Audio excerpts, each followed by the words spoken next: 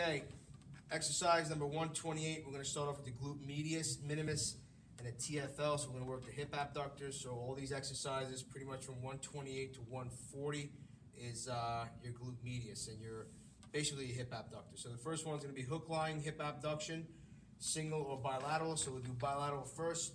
Heels are together, knees are about bent yay high. From there you go straight out. And then you come back in. You tell the person to visually watch to make sure one leg's not going out this way and this one's going out this way a little bit. You want equal range of motion at the hips, so you go out to about 45, 50 degrees, and then you come back in. If they start to do this and arch their back or start to lose any kind of their form, then it's no good. You got to come back nice and slow. If we're going to do the single, let's say we're doing single right, the left one's going to be stable, the right one's going to move off of it and come back, come off of it, and come back. Nice and slow. Everything's slow. 3 seconds out, 3 seconds back in. That's hook line. So if we're going to go right into, if we got to do this for clamshells, okay, you're going to open it up and come back down. Feet it together, open up, come back down. You don't want to see rotation. You don't want to see anything else other moving than the joint. So they can put their hand on their hip to make sure nothing else moves. Their head is relaxed. They come up nice and slow. They're not lifting their feet. They kind of pivot off their foot, and it shouldn't be like this huge movement, and they should feel it right here. If they feel it in their lower back, that means they're arching too much.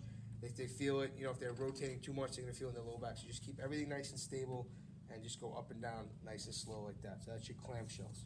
129, standing hip abduction. Again, we're going from easiest to hardest. So standing hip abduction at the table, elbows leaning on the half moon, on plate weight. So you can just write standing hip abduction, and you just gotta know that it's always with a half moon that they're leaning on, and that there's a plate. If it says with Tband, it's got to be with a plate. I don't want it to be done with a cuff weight. The line of pull just doesn't make any sense. There's not enough resistance there. So do it with the Tband. You notice how the Tband right away has some tension to it. Don't make it slack, okay? So they can start from here. If you feel like there's a little bit of slackness, but then it'll be too difficult for them, you can have them start here and then have them put their weight on here. The weight on the plate is going to keep the Tband stable. They're going to keep their weight right onto their elbows. From here, they're going to go straight out, straight back in. You can stand behind them and make sure that they're not doing this, okay? It's not that. Nice and slow. They can even do this if they want, but it's not as comfortable. But you want to make sure that you're putting your hands on their hips and making sure they can look visually out to the side and see that their foot's coming there and stop there. So again, how to teach an exercise is to give them tactile feedback with your hands on their hips, plus verbal feedback, which is stop there. And then you can also use visual, so they're using their eyes to see, okay, stop there. You see one thing I'm doing right now, my ankle, I'm keeping it up like this. You don't want to do that. You want a dead ankle. Okay, because then they'll start feeling the outside of their calf. You don't want that. So dead ankle. The other leg that I'm weight bearing on, my right side, is slightly unlocked. It's not straight like that. It puts a lot of pressure on the back of the knee. Unlock it a little bit. They're not going to be putting a lot of weight through their knee because a lot of it's on their forearms. If you go up to the side, you can see that my hips are almost touching the table. I'm not back here. Okay, I'm not on the table, just far away enough from the table. Maybe you can slide a hand in there. That's it. But straight up, nice and slow. Straight back down. Great exercise for the glute medius. Obviously, you start from here, you go to the green, you go to the black. This is a great exercise to add if the person's not strong enough, if their supine hip abduction looks ugly and you want to do something like this. This is a great exercise to add on to another hip abduction exercise. All right, so the next one, number 130, is the seated hip abduction machine. We used to do it, you can do single on this side. If you want to do something like, let's put this weight on, something low. If you want to do something like this, the person puts their foot up on the metal part, okay, don't put it on the plastic part, it's going to go right through, okay, common sense, put it right here, and from here they can go straight out, straight back in, straight out, straight back in. It's not popular, but if you ever see single left on the seated abduction, this is what it is, okay, they still hold on here, they go straight out, straight back in. You got to think of somebody who's doing it. If they're a midget and their foot's not going to reach, it's not going to work, or if they're really weak, it's not going to work. Do a clamshell, but this is a great exercise to do for somebody who's a little bit more high functioning and you want to really work that glute. Otherwise, when you do this exercise, I always put it on the lowest weight, and I have the person, I just take the pin out. I just have the person go as far as they can go without overarching their back.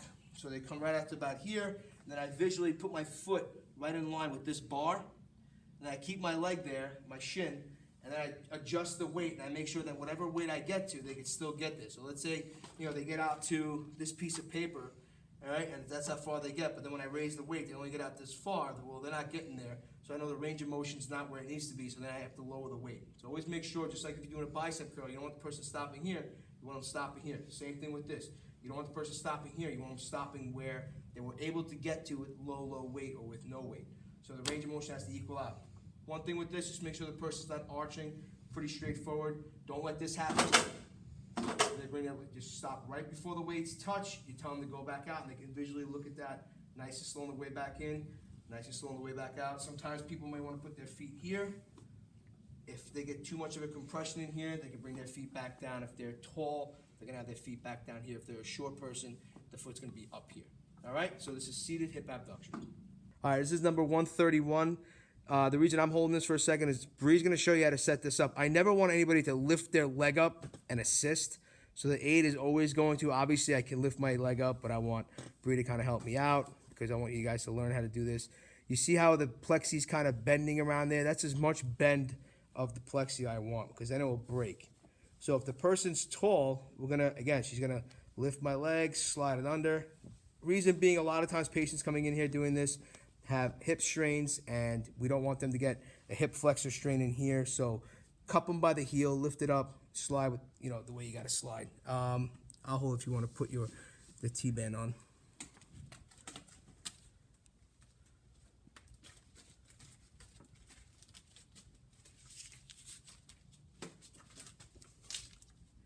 Bree's being very nice. All right, good. Here you go. You take it. Okay. So now, you see the setup here? It's pretty good. You just want the plexi just past my heel. Try to keep it away from the tape, all right? First thing the patient's gonna have to do is slide over to their right, bend their other knee. Now what I do is, you don't want, as I go this way, the band is gonna get tighter right here around this, which we don't want.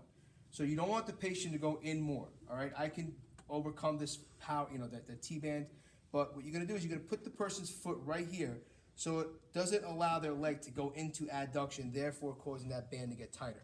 Their ankle is gonna be like a dead ankle. You see how my ankle is not doing this? It's a dead ankle, it's just hanging. She's put the Tband down at the base of my ankle. Putting the Tband up here only causes me to activate my ankle muscles to therefore hold it, and then I'll wind up straining these muscles here, which what I don't want. So she put the Tband all the way down. All these things are little minute things that make it successful rather than the person hurting themselves. I'm not that tall, but if the person cannot slide all the way up, therefore bringing their leg closer and away from the end there, then I'm going to show you how to bring the table all the way down so the person's a little bit taller, which we'll do right after this. But anyway, so they put their foot right here, their ankle's relaxed. From here, just like a windshield wiper on a windshield, they don't lift their leg up. They keep in contact and they slide straight out. And you can tell them go all the way out to the edge. If you want, they can slide over this way more.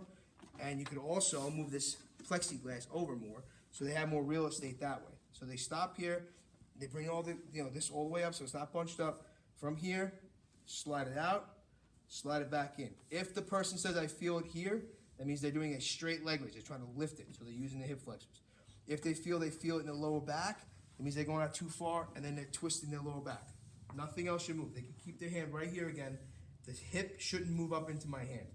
Just they slide all the way out, slide it back in. Ankle's not firing. Ankle's a dead ankle. The Tband is just wrapped around it, and it's just sliding in and out. Nice and slow. 3 seconds out, 3 seconds in. So again, key points. Slide over to the opposite side of the leg that they're working. This foot is here to stop the leg from going in too much, therefore causing the Tband to get tight. Knee is locked out, but it doesn't have to be super flexed. Ankle's relaxed. T-band's down by the base of the ankle at the joint. All right, ankle's not firing out like this. Windshield wiper on a windshield, so there's constant contact, and they're not hip flexing. This should be totally mush, and they're just firing from here, not going too far. Their hand is here, making sure that the hip doesn't rise up. 3 seconds out, 3 seconds in.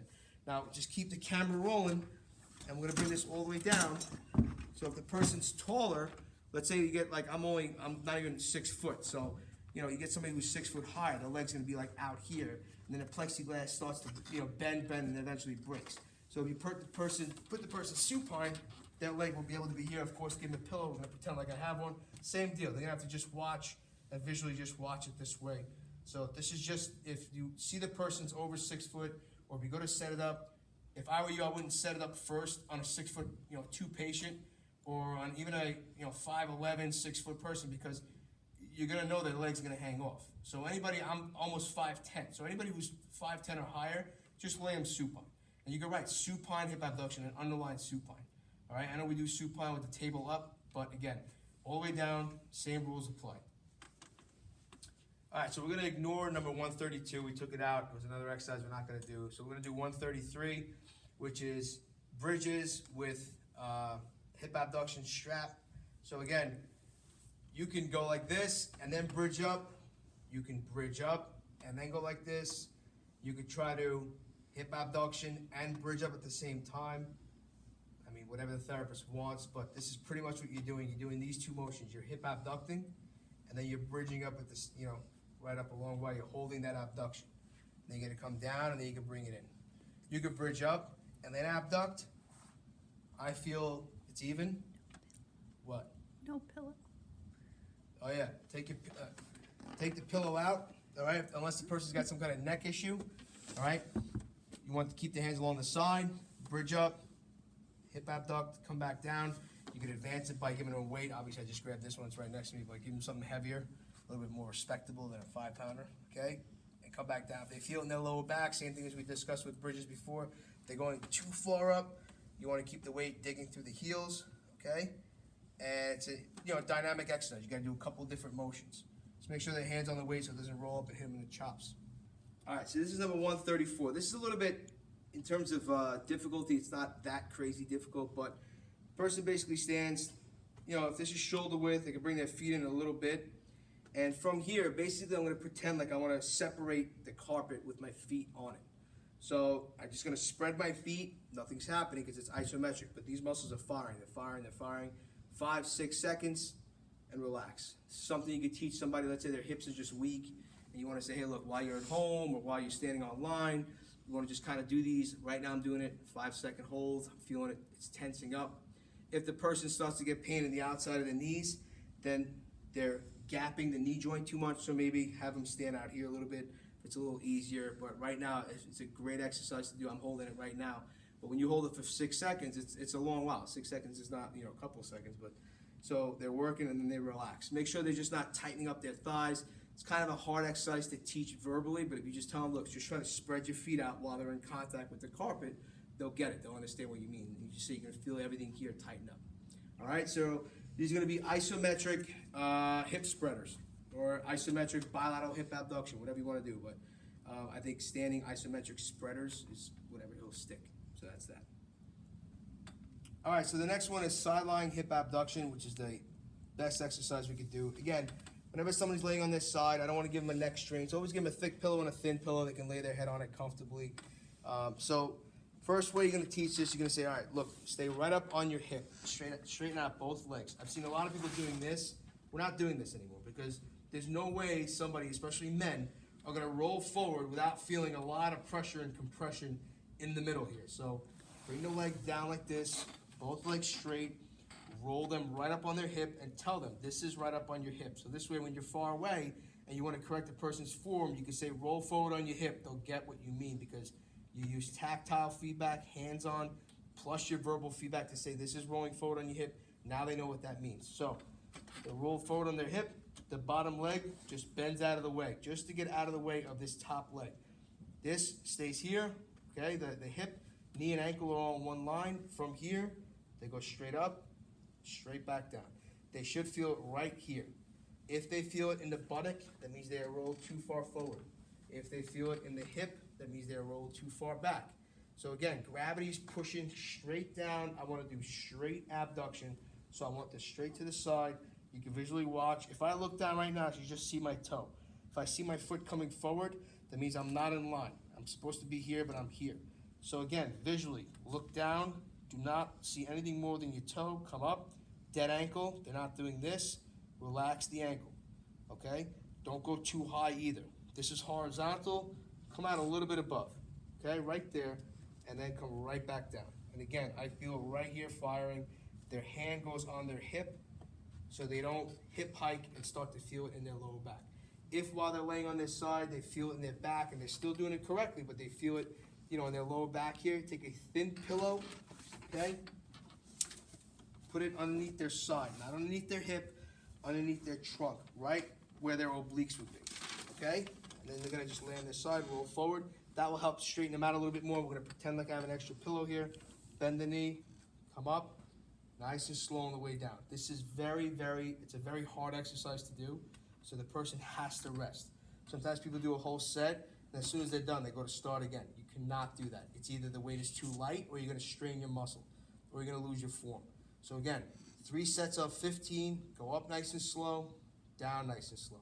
If you try to increase, let's say they're doing a 1 pounder, you try to go to a 2 pounder or whatever, they're at a 3 pounder, you try to go to a 5 pounder, just realize that the muscle is only from here to here. You have your ITB that works, but the muscle is only from here to here, and it's a horrible lever arm because it's got to take all the way. That weight down there is going to be a lot in terms of physics for this muscle. So you got to really be careful when you're increasing weight. If the person ever can't, or it's difficult for them to up a pound or two, then just do it a little slower. Say, I want you to go up, hold it for a second, and then come down nice and slow. You working that in that way will burn that muscle and it'll make it work a lot harder than just going up and down. So they have to go slow. Same rules apply. Nothing else is moving but the joint that you're working. Up slow, down slow. Feel it right here. Dead ankle, and that's it. All right, we're number 136. Sideline hip abduction with T-band pulling into flexion. However you want to write that, so you guys can remember. It's a mouthful. You can write sideline hip abduction, you know, TB flexion, so we know what that means, okay? You want the person sliding back a little bit. Same deal as before. I'm gonna pretend like I have a couple of pillows under my head, but I want to just show you guys what I'm doing. Roll straight up on their hip. Bottom leg is bent. This T-band wants to bring my leg forward, so he's gonna have to fight. Uses hip extensions to bring it back. In doing so, he's gonna help to turn off the TFL. The TFL does hip flexion. Sometimes when the TFL is inflamed, we still want to work the hip abductors, but we don't want to work the flexor part of the TFL so much, so we want to kind of shut that off. We'll use this. You go straight up, straight back down, straight up, straight back down. So I'm doing hip extension, holding it in this position, and then from there I'm doing hip abduction. So again, same thing, ankle's relaxed, there's a cuff weight around my ankle, so it would be, you know, 3, and then maybe you put green so we know which T-band we're using. So there's 2 resistances here. And if you guys want to do that and not have to write 3 times 15, that's fine. If you want to put 3/green, that's how we'll do it. Because we all know this is going to be 3 sets of 15. All right? So just like the scapture one I was showing you before, where you write the range of motion / the weight they're using, this is going to be the same way. We're going to just assume that it's 3 sets of 15. So right now it's a great exercise. I feel it right here. All right? Feel it in my glute a little bit. Just working to keep it in extension. And then when they're done, they can bring their leg forward. Just make sure there's enough resistance so when they're doing this, the T-band's not slacked. All right? You want a nice, tight, taut T-band. And as always, we're always trying to increase the weight of not only the hip abduction, but the T-band pulling them into flexion. T-band crisscross. I know you guys are going to do this, the T-band in a squat. So they put their feet down, they crisscross this, okay? They sit up nice and tall, the knees are slightly unlocked.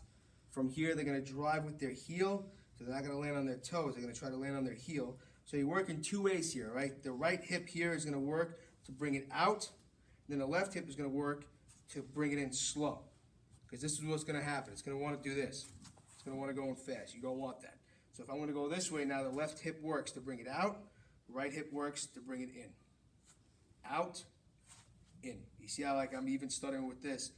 For me, this black might be too much, but if you concentrate, you're bringing it nice and slow. It's a nice dynamic movement, all right? They go up, they come in, they go up, they go out. Everything's working right now. This glute at different portions. If I'm taking a step this way, this is working, but then once I weight bear on this one, then this one's gotta slowly come in while this one's holding me, so there's a lot going on. It's a nice exercise to do, but of course, not something you would start off with right away with somebody. So this is Sidesteps, crisscross T-band. Number 138, single leg standing suitcase carry with dumbbell. It's a dynamic exercise, so if I want to work this hip, okay, just make sure the person's strong enough. This is a 20-pounder, but you want to avoid this So they're gonna stand on one leg and they have to keep their shoulders level as they walk. Because when they stand on this leg, this is gonna wanna drop, this hip's gonna wanna jut out. So they gotta keep themselves up. So they take a step, step, step, and then when they wanna turn back, they can watch themselves in the mirror, okay? They don't want this, you want level, level, level. Okay, again, it's a higher functioning exercise. Someone's doing really well in therapy. You can add a plate, a dumbbell in this hand, and they can hold it up like this, let's say with a dumbbell over their head. And same thing, they're gonna have to, keep this level here while maintaining an upward posture here. Okay, so that's the next one where, with overhead press, you're gonna have to kind of do that. But again, it's a high level exercise. You may or may not see it. If you do see it though, that's what it is. I know sometimes you guys put it around the knees, you put it around the ankles, but this is gonna be side steps with T-band around ankles or knees, however the therapist wants it. The person's pretty much gonna, always taught, they're gonna be in a squat position. Again, squatting, you don't want the knees going forward, which would look like this. You want the knees sitting back, back is straight. I'm gonna pretend I'm gonna do this with the goblet squats, okay? This is what a goblet squat is underneath here. And they're gonna just step out, come in, same thing. Weight on the heels, come in nice and slow. You shouldn't see this, kind of up and down, okay? So that was the goblet squats, but we'll go back this way, okay? Weight on the heels, come in. Again, a higher function exercise, the hips, the glutes, everything's firing right now, the quads, and it's gonna be done nice and slow. You don't want this leg flying in, you want this leg coming in nice and slow. That's the big part of it. It's easier to get this out here than to slow this in.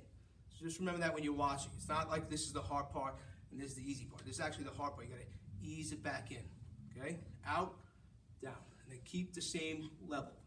Okay, so however you want to do it, go all the way out this way is one. However you guys break it up, but this is how you do this exercise. All right, so we did side steps with the T-band. If you see side steps in the cable column, this is very hard to do because the person's got to have a good amount of strength in both their hips. They got to stand on a plate so their foot doesn't catch. They're standing here. Right knee is slightly unlocked, okay? It's not locked like this. It's just slightly unlocked, slightly bent, but not squatted down. This leg is straight. You see like they're pulling back a little bit, so the chain and the ball should almost be at my shin. From here, ankles relaxed, but it doesn't really matter at this point as long as it just stays relaxed. Hands on the hips, come out, nice and slow. You can give them a target out there, like there's a plate here.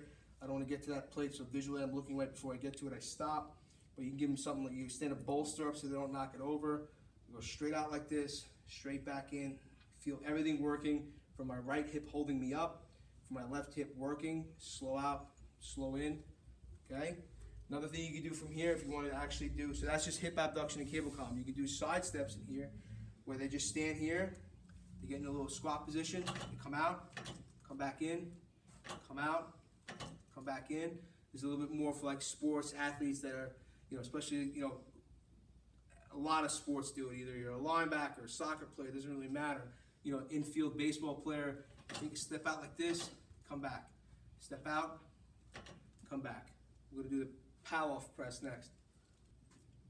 All right, so that was side steps. Now we're gonna do pow-off press, which when you guys are writing the exercise, just make sure you know side steps is not the pow-off press unless it's written as that, okay? So they bring the weight close, separate it, they get into a squat position. You tell them they're gonna go that way, right towards on an angle. So as they're in this position, they're engaging their core, their abs, their arms, so they don't want to go like this. So they have to fight to go this way. In a squat, come out, come out, come out.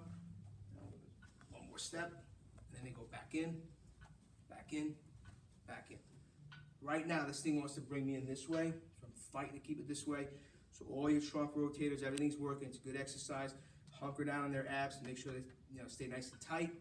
Go back in and back in. All right, so squat position, press it out, walk it back in, hits everything from the glutes, quads, core, abs, shoulders, trunk rotators. It's a very good exercise, but again, higher level. This is gonna be side steps, right in the treadmill. So you wanna teach the person when you go to do it, tell them what they're gonna be doing, and then you can demonstrate it, all right? Fighting a little chest congestion, so talking, jogging, and demonstrating at the same time is gonna be hard. So basically what the person's gonna do, you could start off like this. They could start, weight on their heels, their little squat position, keep their hands here. They don't have to take their hands off. I know a lot of times on the treadmill, especially when they're doing bilateral treadmills, they take your hands off. But this, they could totally just do side step like this, okay? And we're gonna progress it, make it faster. Make sure the patient's ready for it. Make the progressions very slow, all right? Get down low. And again, you shouldn't see this. It's not a hop. They watch themselves in the mirror, their shoulders should stay in line, hands are just here, just to kind of hold themselves, and just side step. That's it. Again, it's an exercise to do for athletes. You're trying to get them back in. You know, when they come in, instead of just saying, oh, okay, warm up on the treadmill for 5 minutes, it's boring. Get them doing something like this, all right? Staying low, working out the hips. This one's pushing the treadmill away, so the hips working here. This one's obviously going to take a step. Then you can switch, do the other way. So you just tell them, listen, after a couple of minutes, you're going to switch. And then when they're done, they walk, hit stop, and they're done. All right, so that was all the hip abductors. Okay, now we're into the hip adductors, adductors, inner thigh muscles. So we're up to number 142, very easy exercise. It's adductor ball squeezes. So it's an isometric exercise. Little movement because the ball's going to squish a little bit, but pretty much an isometric exercise. Put it here, the person's right here. They squeeze, 1, 2, 3, 4, 5, 6. Relax. Again, squeeze, 1, 2, 3, 4, 5, 6. Person should feel it in here. If they're feeling a lot of tension at the pubic bone, which is right in the center, or if they feel sharp pain on either the right or the left side, let the PT know. If it's when they really squeeze and they feel it, you tell them, listen, squeeze to the point where it doesn't bother you that much, mild discomfort, and it's not getting worse, it's okay. General rule of thumb, I'm gonna bring this up, throughout the exercises.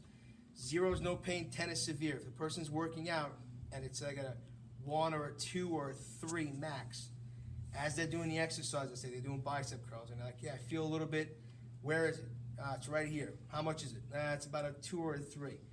Do a few more. Is it getting worse? Nah, it's still a 2 or a 3. Then it's okay to continue. If it's, now it's a 4, now it's a 5, and the pain's getting worse with every repetition, or it's just getting worse in general, stop the set. And you can lower the weight, but let the therapist know, maybe drop the weight down a couple pounds, try it again. If the person still has pain doing it, then just do not do it. Typically what I've found is that when a person says, it's about a 2 or a 3 and it's not getting worse, when they get to the second set, it's like a 1 or a 2, and by the time they get to the third set, the pain's gone.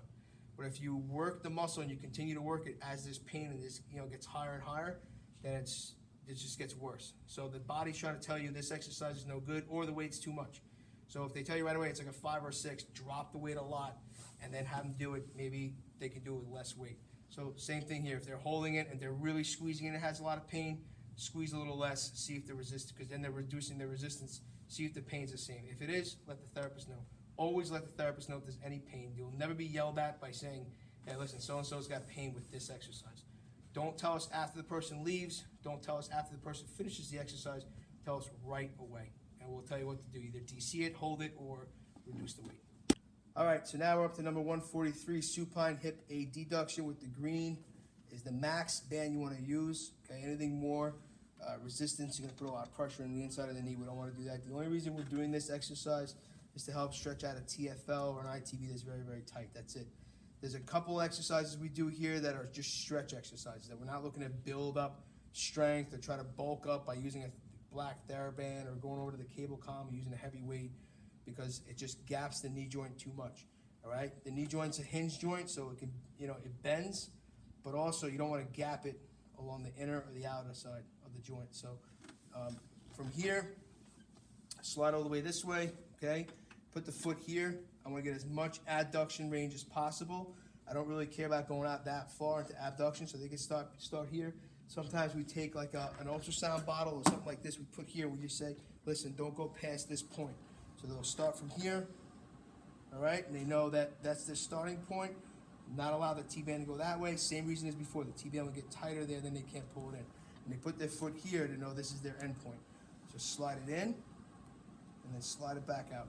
Again, you're working this muscle in here, but you're doing it more to stretch this muscle here. So if the person doesn't get the full range of motion, You have to lower the weight because I don't care about the weight or the resistance in this one. I care more about getting the full range of motion, going all the way in, stretching this out. Okay, so this is pretty much it. Same rules as with the hip abduction. That the T-band's down by the ankle, they're in constant contact with the board, so they're not lifting their leg. Windshield wiper on a windshield. Just tell them stay constant contact. Slide it in, bring it out nice and slow. In, nice and slow. And this one is 3 sets of 15.